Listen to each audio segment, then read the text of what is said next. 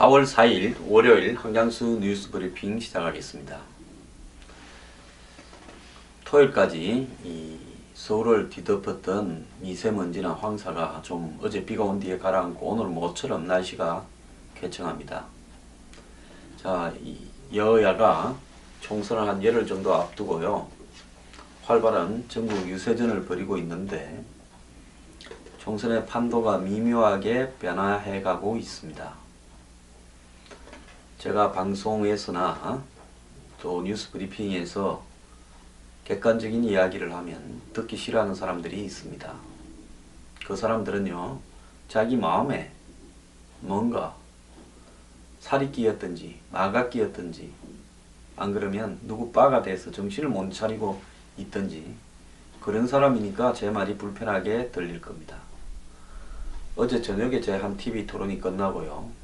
그냥 환담을 출연자들과 잠깐 나누었는데 야권 지지 성향을 가지고 있는 자들이 말을 했습니다. 자기들은 야당, 더민주 이런 쪽의 입장 때문에 실제보다 이 지지율이나 또 의석 가능성을 매우 낮게 이야기를 한다. 작전상에 그렇게 하는데 황 소장이 그걸 갖다가 다 솔직하게 이야기해버리면 모든 게 다 이렇게 작전대로 되지 않지 않느냐라고 농담 삼아 이야기했는데 농담이 아니고 진짜입니다. TV에 출연하는 사람들은 자기가 몸담고 있는 이해관계 진영에 따라서 매우 전략적이고 기술적으로 발언을 조정하고 특히 총선이나 대선 예측치 같은 경우에는 일부러 그러는 경우가 굉장히 많습니다. 지금 야권 성향의 패널들이나 야당에서 엄살이 나오고 있는데요. 야권 단일화가 안 돼서 새누리당이 대성을 할 것이다. 그것은 새누리당이 대성을 하는 게 아니라 실질적으로 단일화가 되지 않아도 이길 가능성이 있다 라고 이야기를 하는 겁니다. 이긴다는 것은 전국적인 선거에서 이기기는 어렵겠죠. 하지만은 승부처인 적어도 수도권에서는 단일화가 안 되어서 선거가 물 건너 갔다가 아니라 단일화가 안 되더라도 이길 가능성이 있다. 이렇게 야당이 보고 있다는 겁니다. 자, 어제 더민주당의 정장선 그분이 뭐 선거 전략 이런 상황을 갖다가 맡고 있죠. 이분이 뭐 야권 단일화 포기했다 이렇게 이야기했는데요. 이제 단일화는 뭐 오늘 이 시간 이후로 되어봤자 투표 용지에서 이름이 빠지지 않습니다. 그대로 올라가 있고요. 다만 입구에 누구누구가 사퇴했다고 붙어 있게 되죠. 자, 이런 상황에서 제가 왜 총선 향배가 미묘하게 변하고 있다라고 이야기하는가 하면 전반적으로 새누리당 지지율이 조금 떨어졌습니다. 그리고 이 서울에서 특히 수도권 전체가 그렇습니다만은 새누리당이 여러 가지 형태의 조사에서 더민주당에 추월당했다. 이런 내용도 나오고 있습니다. 자, 그런 점들을 감안할 때 현재 이 선거 상황이 매우 녹록지 않은 거 아니냐 이런 어떤 우려들이 나오고 있는데요. 새누리당은 현재 지금 자기들이 끌고 가고 있는 선거 캠페인 방향을 수정하지 않으면 매우 심각한 상황에 처해질 수도 있을 거라 보입니다. 자, 열 밑에 같은 경우에는 3월 네 번째 주 새누리당이 35.4, 더민주 27이다 이렇게 되어 있는데요. 어쨌든 새누리당이 이 3주 연속 지금 하락을 하고 있다는 겁니다. 그런데 이 조사보다 지금 국민일보에서 리서치 뷰가 전국의 그 휴대전화 가입자, 이 휴대전화 가입자에게 조사한 겁니다. 3,000명을 대상으로 했습니다. 샘플이 3,000이라고 보면 이것은 상당히 의미가 있는 거죠.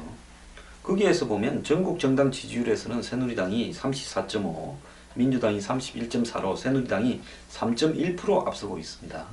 그런데 수도권의 경우에 서울은 새누리당이 34%, 더민주당이 35.3%, 더민주가 1.3% 앞서 있고요. 경기 인천의 경우에는 새누리가 35.4%, 더민주가 30.6%로 새누리가 4.8% 앞서고 있다라고 지금 이야기가 나오고 있습니다. 자, 거기에 또 SBS TNS 여론조사가 29일 날 발표됐는데요. 여기에서도 보면 새누리당이 31, 더민주가 31.3으로 수도권 지지율이 나왔습니다.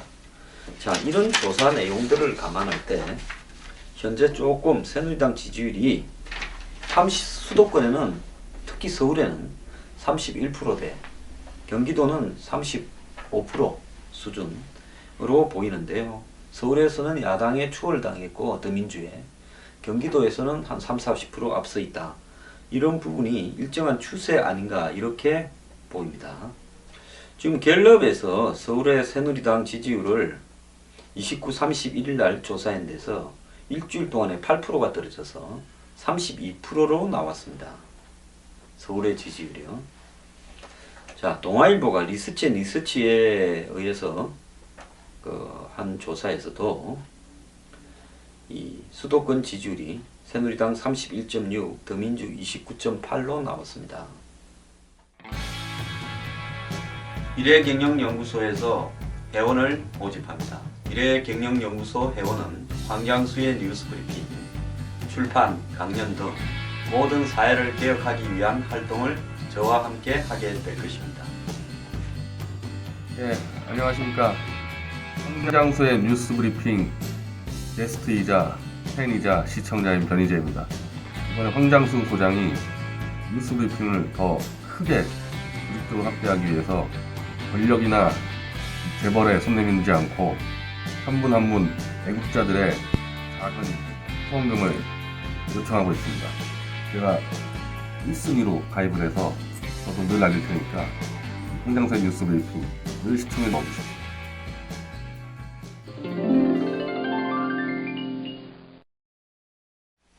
서울에서 30한 1% 전후로 더민주당과 비슷하거나 약간 뒤지고 이런 조사들이 자꾸 나오고 있습니다. 지금 아직 열흘 남았는데요. 열흘이면 선거까지 상당히 긴 시간입니다. 이 시간 동안에 지금 같은 속도로 떨어진다 그러면 감당이 어려울 수 있습니다. 자, 일주일 동안에 8%가 떨어졌다. 이 원인이 뭐겠습니까? 지난 24, 25일 총선 등록 양일간 벌어진 새누리당의 대표나 최고위원회의 행태는 국민들에게 정말 혐오감을 불러주는데 충분했다는 겁니다. 솔직히 저도 만정이 떨어졌는데요. 새누리당을 고정적으로 지지해온 골수 핵심 지지자들조차도 환멸이 나는 사람들이 많았을 겁니다. 유승민 문제를 처리해오는 과정에 대한 문제, 자, 이런 문제들에 대해서 이제는 더 이상은 못 지켰다, 이런 어떤 부분들이 새누리당 지지자의 자발적인 철회도 있었고요. 또 야권은 서서히 더민주당으로 힘이 모이는 느낌이 보여집니다. 지금 뭐 국민의당의 지지율이 김종인의 비례대표 이런 부분들을 앞두고요, 호남부터 해서 역전시켜서 서서히 오르고 있다. 이 부분도 사실이지만은 다시 더민주당으로 야당의 지지율이 수도권에서는 결집이 되고 있는 것도 보이는데, 이 와중에 총선을 다가가면 다가갈수록 자기 층의 지지율을 결집시켜서, 지지자들을 결집시켜서 총선 때는 서로 이 자기 지지자들을 누가 더 많이 투표장에 불러내는가가 선거에서 이기는 핵심인데, 당의 지도부가 나서서 자신들의 핵심 지지자들을 투표하지 말라고 이야기하는 이런 형태들은 정말 문제가 크죠. 그래놓고는 서울에 유세를 다니면서 업어주기를 하고 있습니다. 유세를 다니면, 김무성 대표가 유세를 다니고 새누리당 최고위원들이 유세를 다니면 수도권에서 표가 올라갈 거라고 봅니까? 내려갈 거라고 봅니까? 제가 봤을 때는요, 이런 식으로 일주일만 더 가면 수도권에서 오차 범위 안에서 경합 중인 대다수의 새누리당 후보들은 선거에 질 수도 있습니다. 제가 볼 때 새누리당 지도부는 남은 시간 동안에 서울에, 수도권에 유세하러 가지 말아야 된다고 보고 있습니다. 그 사람들이 나타나면 표 떨어지고요, 현지 후보자들이 성실하게 그냥 유권자들을 접촉하는 것이 더 나을 걸로 보고 있습니다. 자, 일주일 뒤에 이런 속도로 또 떨어지면요, 그건 그야말로 재앙적 수준이 될 수 있습니다. 야당이 분열했고 안철수가 끝까지 버티고 야권 내부에 김종인과 문재인이 싸움을 벌이고 친노가 본성을 드러내고, 자, 그래서 우리 이 선거는 우리가 무슨 짓을 해도 이길 것이다, 이렇게 자신을 하는 모양인데요. 전혀 그러지 않다는 겁니다. 자, 이번 선거에 야당이 어차피 수적으로 새누리당을 이기기는 거의 불가능할 걸로 보입니다. 다만 수도권에서 유권자들의 이 분노의 투표가 집중되면서 새누리당이 대패하는 양상이 생기게 되면 전체 숫자에서 조금 이겼다 하더라도 그것이 이긴 걸로 국민들 앞에 간주될 수 있을 것인가? 저는 어렵다고 보고요. 현재까지 새누리당이 자기들이 잘해서 선거에 이길 수 있는 요인은 거의 만들지 못했고, 솔직히 당이 후보자들에게 이 재앙이 되고 있는 양상이 지속되고 있는데요. 김무성 대표가 왜 대구 가고 왜 부산 가고 그러겠습니까? 글로 가가 거기 있는 게 나아요. 지금 영남 지역에는 새누리당이 한 14군데 정도가 쉽지 않다, 이렇게 나오는데요. 제가 볼 때 한 조금 더 압축되고 새누리당이 그래도 이기는 지역이 늘어나면서 8군데에서 한 10군데 정도가 의석이 무소속이나 야당 후보한테 넘어갈 가능성은 있다고 봅니다. 호남에는 지금 28곳 중에서 이 국민의당이 한 15곳, 민주당이 한 8곳 이를 앞서 있다 이러는데, 저것도 일주일 사이에 어떻게 변할지 모릅니다. 제가 판단하기로는 결국 석고대제 무슨 108배부터 시작해서 3보 1배 해서 온갖 행태의 이 더민주당 호남 민심을 잡기 위한 이 쇼들이 보일 것이고요.